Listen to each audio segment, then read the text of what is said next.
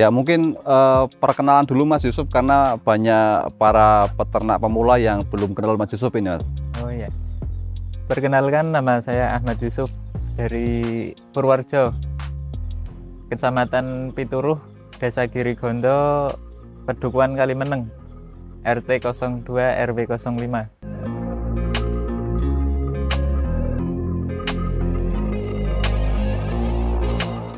Kemudian Mas, barangkali bisa berbagi ilmu tentang kandang dulu Mas. Mungkin kandang yang ideal untuk entok itu, untuk indukan itu seperti apa Mas?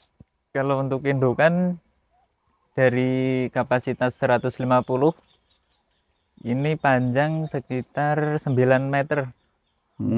Untuk luasnya itu luas 9, terus panjang sekitar 12. Terus untuk kandang umbarannya ini cuman di belakang rumah kayak gini. Wah, ini idealnya memang harus ada kandang umbaran dan kandang tertutup atau seperti apa Mas? Ya, itu kandang tertutup untuk malam hari. Jadi biar nggak kena suasana yang dingin lah kalau malam hari. Kalau malam kan di dalam, tapi kalau siang itu keluar. Jadi biar terkena matahari lah untuk ngasin itu. Dibuat mandi di kolam. Ngasin itu apa? Ngasin itu apa? Caranya itu kalau yang mau berindukan, yang mau bertelur itu butuh asinan seperti dari bata. Makan bata. Bata itu apa? Pecah.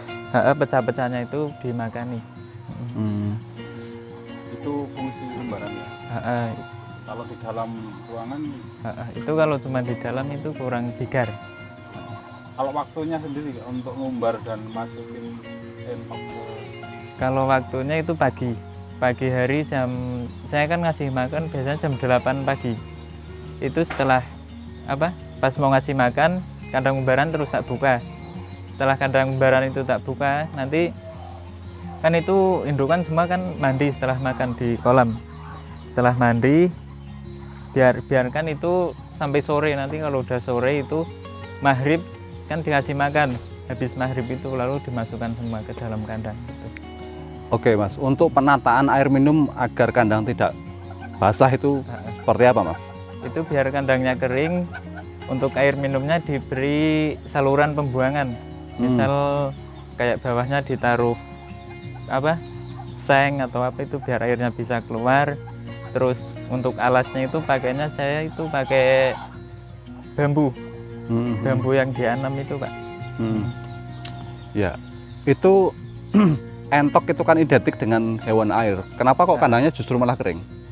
Itu kalau kandangnya basah nanti kan kurang bagus. Selain di bulunya itu kusut, nanti itu dari kotoran yang menumpuk di dalam kandang yang becek, nanti malah nimbulin amoniak.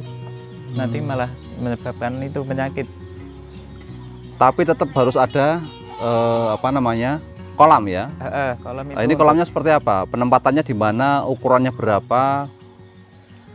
Untuk kolam ini ukuran panjang 2 meter, untuk lebarnya cuma 1 meter. Terus kedalamannya? Kedalamannya itu sekitar 22 cm. Cuman satu jengkalnya saja Pak. Oke, sebetulnya kalau fungsi fungsi kolam itu apa toh? Bisa dijelaskan Mas? Itu kalau misal indukan yang bertelur itu kan nanti untuk melembabin telurnya harus mandi dulu. Fungsi kolam untuk mandi. Kalau yang yang ngeram itu kan biasanya keluar mandi terus masuk ke telur, itu untuk melembabin cangkang telur itu. Biar kalau pas keadaan nanti mau mecah cangkang itu, nanti cangkang itu agak rapuh, renyah itulah. Jadi wajib untuk indukan ada kolam mandi ya? Itu harus ada kolamnya. Nah, untuk perawatan kolamnya seperti apa? Tiap hari diganti air atau seminggu sekali atau? Enggak, kalau untuk kolam itu kalau udah keruh, kalau udah agak keruh itu biasanya tak ganti. Untuk peralatannya saya cuma pakai waring kayak jaring itu di pinggirnya. Lantainya ini pakainya wadas Mas ya. Kan wadas itu nyerap air, jadi kan kandangnya itu nggak becek. Terus untuk pohon-pohon itu juga butuh ya? Untuk pohon-pohon itu kan juga butuh biar tempatnya itu lebih sejuk lah, nggak terlalu panas banget. Oke, kalau yang di dalam Mas, apa aja yang alat-alat yang dipasang di dalam? Oh, kalau di dalam itu yang penting pinggirnya bisa rapet, biar kalau malam hari itu tidak kedinginan. Terus untuk tempat bertelur itu ya? Tempat bertelurnya itu cuman pakai kerat buah itu, kotak buah itu Mas, yang pakai kayu. Tidak butuh tempat khusus gitu? Enggak, pakainya saya cuman itu. Terus alasnya untuk bertelur itu? Alasnya itu ada yang, kan kalau yang itu kan tingkat ya, yang bawah itu cuman alasnya pakai tanah, terus yang atas itu cuman pakai anaman bambu. Terus tak kasih apa namanya, damen. Kalau entok ini perlu dijodohkan gitu nggak sih Mas? Atau memang dia sendiri? Enggak, itu langsung di apa, yang penting satu jenis terus dicampur semua, itu nanti berkoloni Mas, nanti jantan satu ngiring betina berapa gitu. Terus niteni mau sudah siap telur itu gimana? Biasanya kalau udah siap bertelur itu tubuhnya agak apa, posturnya itu agak bulat, jadi apa, bawahnya itu kayak semok gitu Mas. Ada tanda-tandanya gitu. Biasanya bulunya juga lebih halus. Terus itu nanti yang dimasukkan ke kandang apa, penetasan untuk netes itu? Iya, itu nanti yang indukan siapan, terus telurnya itu setelah 1 minggu dirami atau 5 hari itu langsung tak masukin ke mesin tetas. Kalau sudah menetas, sudah bertelur ya? Kalau sudah bertelur. Saya sebelum bertelur ada perlakuan khusus nggak di kandang itu supaya, atau memang naluri dia akan angkrem sendiri gitu? Itu angkrem sendiri. Nanti kan kalau udah bertelur, terus telurnya diangkat, itu nanti sekitar 1 sampai 2 minggu itu persiapan untuk ngawin lagi lalu bertelur lagi. Mas, soal pakan entok yang ideal, yang murah, yang berkualitas, ini jenengan pakai pakan apa aja? Kalau saya makanya nasi aking, terus katul. Karena sekarang kayak udah jarang, saya makanya sekarang pakainya sentrat bebek. Takarannya berapa itu? Kalau untuk takarannya itu nasi akingnya 1 kilo, terus pagi katulnya itu 4 kilo, terus kalau pagi cuman itu, saya ngasih sentratnya 1 kali 1 kilo, itu buat sore hari aja. Sore juga? Sore juga. Pagi sore begitu ya? Untuk takaran sore itu 7 kg. Artinya lebih banyak yang mana itu? Lebih banyak yang sore. Kenapa? Karena kan kalau sore itu untuk malam hari itu kan banyak yang ngemil makanan itu. Jadi biar sisa sampai malam hari gitu. Kalau kedelai BS masih menggunakan enggak? Kalau kedelai BS sekarang udah nggak gunakan. Saya pakainya tak ganti pakai nasi aking. Nasi aking, katul, sama konsentrat ya? Sama konsentrat. Berkaitan terkait dengan hasil telurnya seperti apa Mas? Itu hasil telurnya rata-rata bertelur sampai 18-19. Perindukan? Oh, banyak ya? Rata-rata paling sedikit sekitar 14-15 butir. Itu dari pakan sentrat, nasi aking, terus katulnya itu pakainya yang katul halus. Itu pernah ngitung enggak kira-kira dari pakan pagi segitu, sore segitu, yuk kira-kira per hari per entok itu berapa ons sih konsumsinya? Konsumsinya itu kurang apa? Kan dari 150 indukan, itu dari pakan nasi aking, terus sentrat, terus katul, kurang lebih habisnya sekitar 50.000. Kalau untuk takaran hewan per satunya itu belum pernah tak hitung. Jadi sehari pakannya 50.000? Sekitar 50.000. Pagi dan sore itu total 50.000? Pagi dan sore. Soalnya kan kalau pagi 4 kilo katul, kalau sore 7 kilo katul. Kalau sentratnya cuma 1 kilo 1 hari. Oh, pagi setengah kilo, sore setengah kilo gitu ya? 1 kilo. sore, ngasihnya sore saja. Oh sore, pagi nggak dikasih sentrat ya? Nggak dikasih, soalnya kan keluar nanti bisa ngasin. Oke, jadi pakan murah ya, sehari cuman 50.000 untuk 150 ekor ya. Iya, untuk 150 150 ekor indukan. Ya, terkait dengan fertilitas Mas Yusuf, dengan pakan itu tingkat tetas telur itu bagaimana Mas?